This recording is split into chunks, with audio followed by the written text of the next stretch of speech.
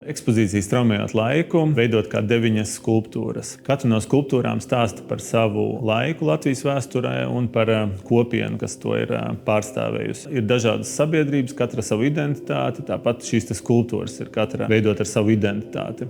Te ir 9 skulptūras, kas iet secīgi laikam, un šī ir ievads ekspozīcijā, kur ir pastāstīts par visām 9 tēmām kopumā.